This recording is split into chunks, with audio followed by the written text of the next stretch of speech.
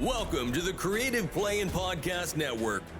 Join us as we share our favorite RPGs, one-shot games, tabletop games, reviews, and convention panels. Sit back and enjoy the show.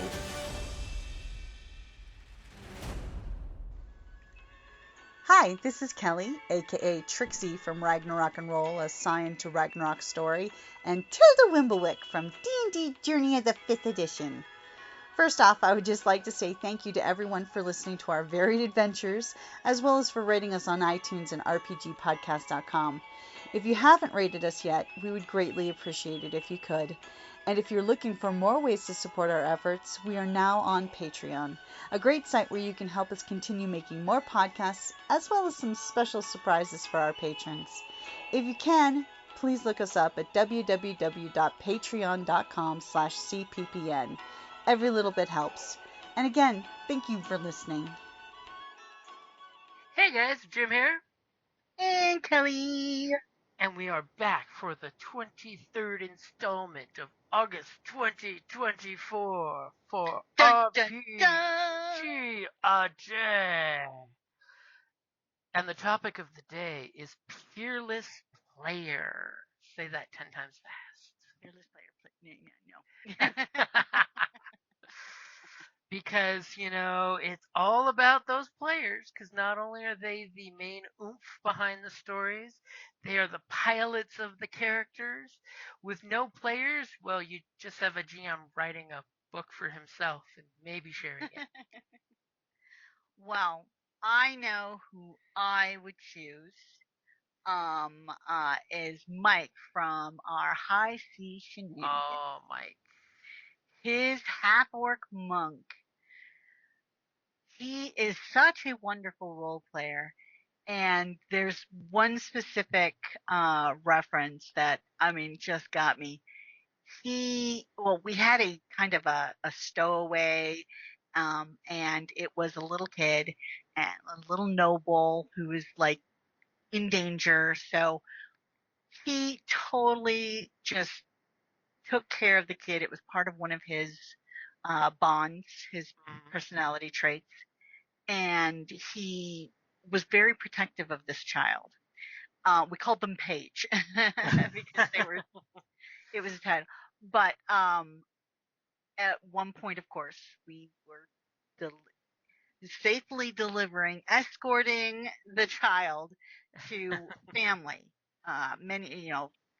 A much farther distance away, because of course we go by ship because of course it's a water-based game.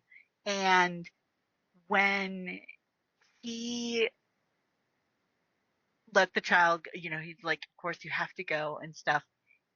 It broke my heart, his performance. The role-playing. Just so the role-playing.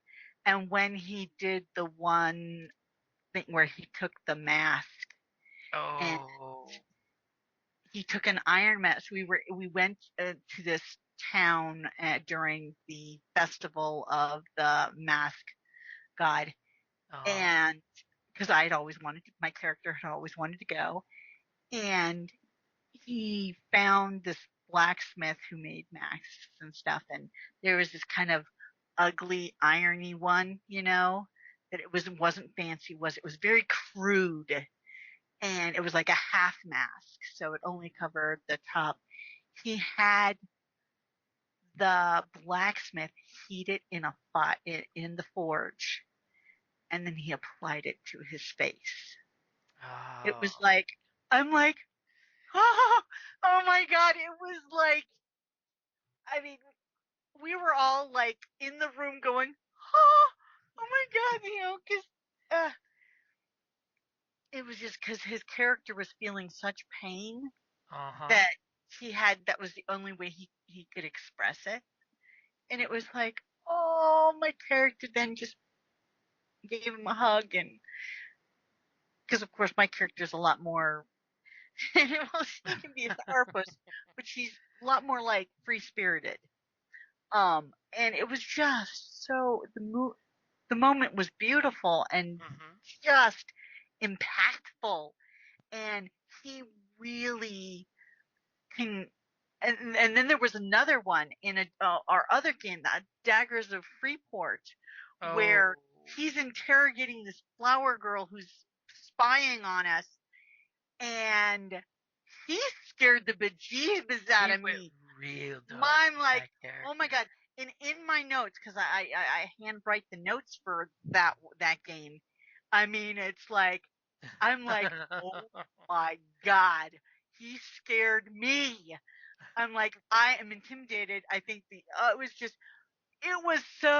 he's so good at role playing the characters that he can just make you feel like you're watching a movie or reading a good book where it just emotes and you feel it. He's wonderful. He is my peerless player vote. That's a good one. I mean, and let's not forget the basis of the character was he wore a vest with many pockets, as he's his as the bosun on the ship who swung around the ropes. Because he put so much work into that character and the Daggers of Freeport character. You know, a drow that didn't know he was a drow being raised as a human with his Hmm. ears being mutilated to look human. Yeah, he thought he was just an albino. Uh huh. I mean that there was more to it than that. Oh, and then that character went really dark. Yes, yes. Kind of. Anytime you play with magical items and let you see tentacles in your head, things get dark. True. You mess with the Cthulhu, you get the insanity. That's why we call it the Cthulhu shit. When you look at the book and it wiggles, you go Cthulhu shit, get the torch. Always burn the book. Always burn the book. Always burn the book. If it's made with human skin, burn the book. Don't let the wizard get too much time with it either. You may have to burn the wizard. So for my peerless player, I'm totally gonna pick somebody who I appreciate bouncing ideas off with, and the fact that anytime between adventures I give player homework, you'd be amazed how many players I give players homework and I get nothing back from them, and then they're like, "Why aren't you using my backstory?" And I'm like, "Where's your backstory written?" And I like to give players, homework to get experience points. And my peerless player is someone who's always willing to, when I say give me a quick story, which to me is for those of us back in high school, back in the day, forcibly turned into paragraphs and called that an essay, but will always give me 3 to 5 pages of essay background character that actually is fully fleshed out, grammatically correct, and on top of that will provide things that I always like of like an ally, an enemy, and then some kind of resolution. So there's an arc, and that's gonna be Kelly Aww, I do because try to provide those. even when I don't ask for it, you come up with it eventually. Even if it's just you doing that self exercise for writing up your character stuff, you Mhm. write up something. I mean, even when you're just going through the motions of I'm going to make a quick character that's going to be a background character so the other players can spotlight shine. You Mhm. actually come up with actual working connection things to other players as well as your character. Aw, thank you. And then even sometimes when you blow up a refinery, you cover your tracks so no one knows about Well, that, hopefully. it. And the nice thing that I appreciate with you is you usually will do voices, which I love doing voices. like we kind of covered yesterday, voices do help, and GMs love when their players do a voice or even some kind of mannerism. Well, and mine was partially all due to that when I was playing, when my twin sister would play, oftentimes we sound so much alike. Like our mother can't tell us apart on the phones. So I would do a voice just to differentiate that, oh, this is Kelly, not Carrie. And the podcast appreciates you for this. I hope I do them justice. And then I go do something crazy and I create a changeling bard with a number of personas, each with their own manner of speaking or accent and their own backstory. And then you have to be a GM with 5 NPCs that you're controlling with that changeling. Yes. Oh, thank you. Although I also want as a bonus, like say RingCon and stuff, Uh-huh. the gaming convention that we do, one thing that I like a lot of times they give out these little tokens. The game Oh, the masters ring get these coins. tokens, the ring coins, and they basically kind of vote in like that, not, I don't want to say the best player, but like The VIP. uh the VIP for the game, and give that token. And it's so cool when you can either give it out, or I've actually received it before. Remember that World of Do? Oh, the world Where of I was do the where you let me die and you I let your pet did demon eat me. I totally did let you die. But it worked with the story. I It, was it was playing it was my a character. beautiful death for a Sanshin, a bard. You know, it's what a Japanese bard would be called. My character's whole goal was to get his family guitar back. And you were the madam of the house, of the Yep. tea house, and one of the other players was a demon, a hungry demon, no less. So Mhm. I kept ribbing the Yakuzas because that's what my character does. And of course, I was doing the strumming of the guitar whenever possible for dramatic moments. And when I inevitably died, which was not your fault, but I was there because I stood in front of you and took the hit because your heavy hitter, another player character, was not on the scene. You were basically screwed. And Mhm. my guy had one ability besides being an awesome musician, and that was I had the art of the sword draw. So if I was dueling someone and I got the first shot in, I had a chance to win. But unfortunately, there was like 6 guys. I Yeah, remember I cut the sword arm off the big bad, but then he had 6 more guys. exactly. And it it just worked with my character that I would put precedence over Hmm. you Well, to that and complete my goal. the bad guys started to burn down the tea house with your girls upstairs, and I totally laughed because when we were at the table, we're out of character. Like, you know, I looked at the hungry demon. I'm like, wouldn't you want to eat the corpse? Isn't that one of your things? And he's like, do you mind? And I'm like, it's a beautiful death. So no one gets to witness that he turns all demon as the servant of the house and gobbled my body down so it was never discovered. Well, and I had actually poisoned the big bad. Because tea house. Yeah. I was like, well, and he was he he was a brute. He was, Yeah, yeah, he hurting, had it coming. and it was all right. Okay, but of course I'm not a hitty hitty. I'm not, so I used what was Ladies gotta like, do what a lady's gotta do. I'm just gonna say it. Fuck around, find out. Well, and he found out. and you wonder why after a story like that I'm picking you. See, that Aw. wasn't even one of my games, and look what an awesome character you were because you clicked in character. You found your voice.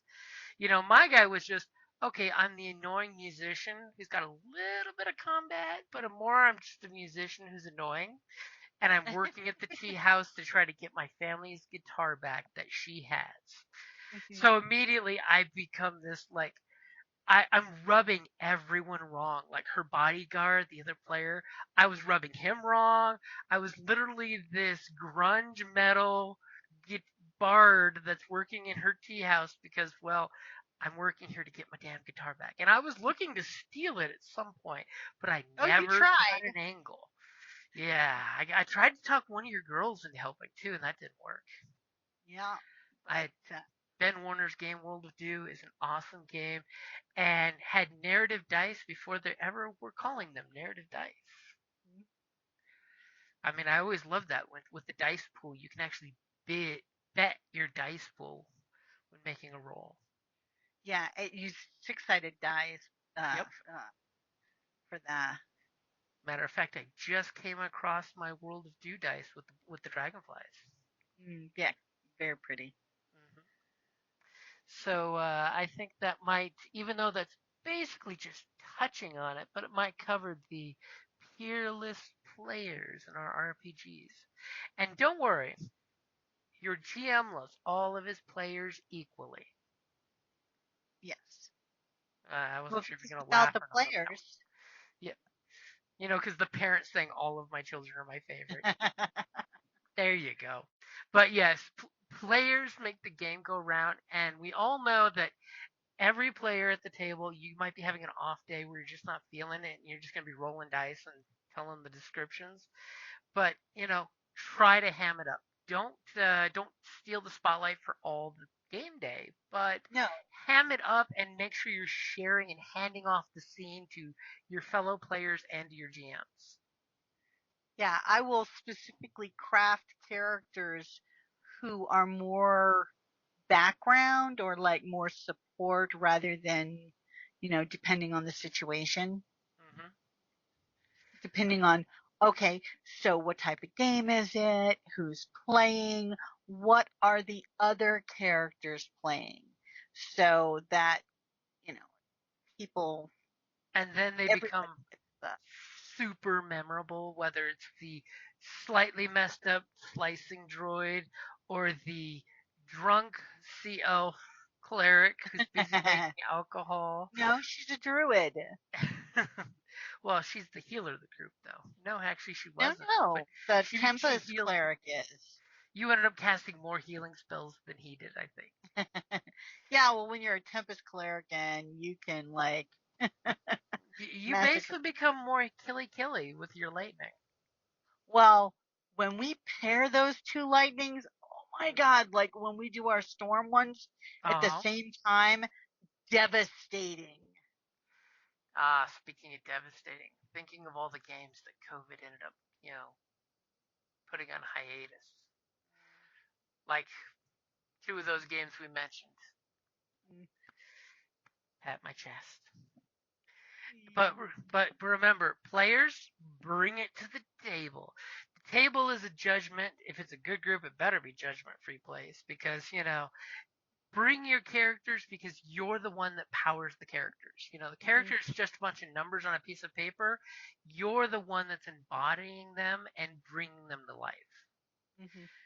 And just like the other day with NPCs, don't be afraid to base your character on a character in a movie or a TV show as the framework. And then once you have that voice, because it takes time to get your character's voice.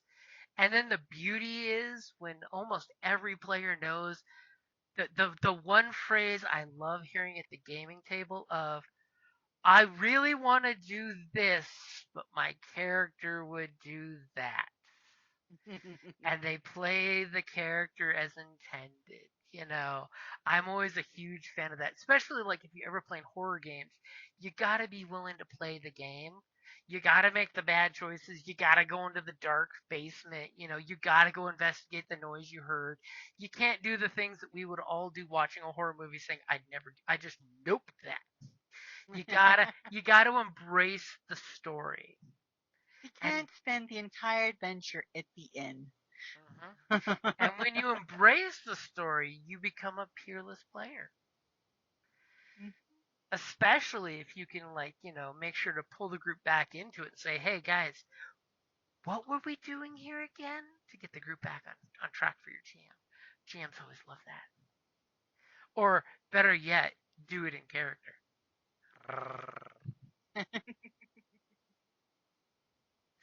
And, make sure your character, embraces the world and you do things like, hey, I ran into some bad guys. I'm going to send them off to the guy we fought at level 1 who says, not this is my beach, not your beach.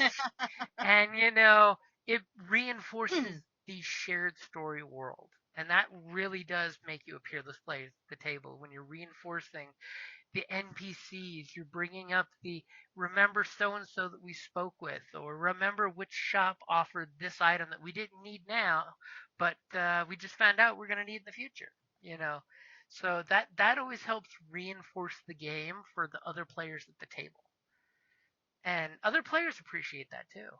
Mhm. And if you're Yeah, the they note will taker, feed off your, you know. oh yeah, the collective zeitgeist storytelling. And Mhm. that's what a shared collaborative storytelling game is everybody riffing off each other.